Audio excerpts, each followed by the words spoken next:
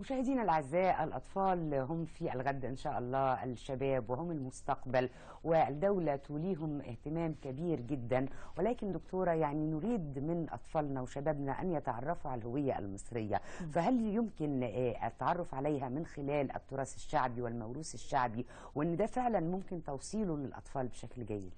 بتصور انه نقدر نعمل ده جدا، ان احنا نخلي الصلة قائمة باستمرار بين أطفالنا وأثرنا، بين أطفالنا وحكاياتنا، بين أطفالنا وأغانينا، بين أطفالنا ورقصاتنا.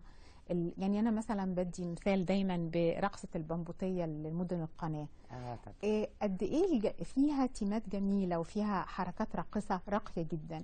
طيب مثلا النوبة، مثلا بعض في وجه بحري في الصعيد.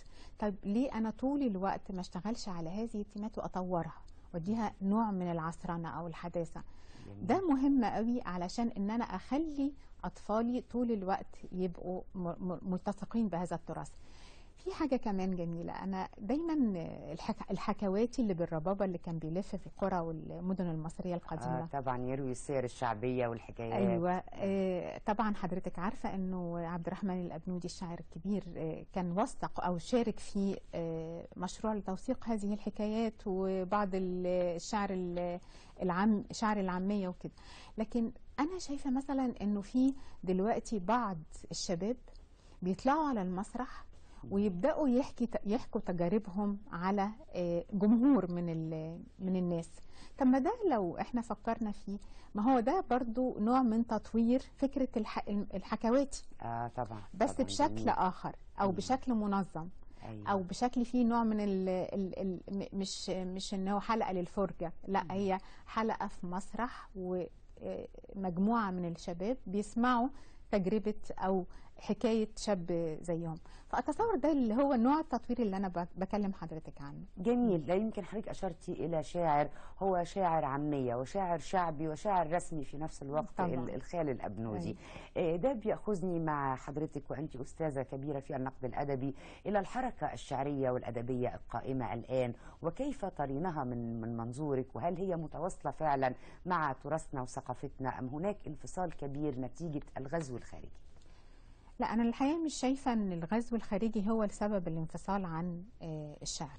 أو أنا شايفة مثلا أنه بعض الشعر الموجود أو يعني طغيان قصيدة النثر، ومش النماذج الجيدة منها. النماذج الجيدة من قصيدة النثر رائعة وممكن تشد جدا بقدر الشاعرية اللي فيها أي مستمع وأي متلقي. لكن بعض النماذج اللي هي خفيفة ومش متعوب في تأليفها وكده، بشوف إن وكمان مستغلقة على فهم القارئ. فده من الأسباب أعتقد إن هي في نوع من البعد عن القصيدة الحديثة. ولا دكتور، يعني الأمر يبدو مقلقا. يعني أنا لم أعد أستمتع من فترات طويلة بمعظم النماذج الشعرية، وربما السبب اللي حضرتك تفضلتي بيه بيلقي الضوء على ذلك. لكن باستثناء هذا، هل ينبت من القرى ومن الصعيد ومن ضواحي مصر واربعها والسواحل أصوات شعرية جادة تحافظ على التراث وتقدم الجديد؟ هو حقيقي مصر دايما ولدت وباستمرار عندنا نماذج تقدري تثقي انه المستقبل ان شاء الله يبقى جميل. لكن لازم نبص على يعني معطيات حياتنا اللي تنتج شاعر بطريقه اكثر عمق. يعني ازاي؟ يعني احنا عايزين مثلا تعليم جيد جدا، عايزين ثقافه، عايزين الشعر ده يبقى في نسيج حياتنا اليومي، عايزين نسمع في التلفزيون وفي الاعلام وفي الراديو كل شوية نماذج مضيئة من الشعر. يعني لما بتجففي بيئة من الروافد اللي بتغذيها وبتغذي الفرد فيها وفنونه، فطبعا انت ما تتوقعيش انك تلاقي نماذج باهرة.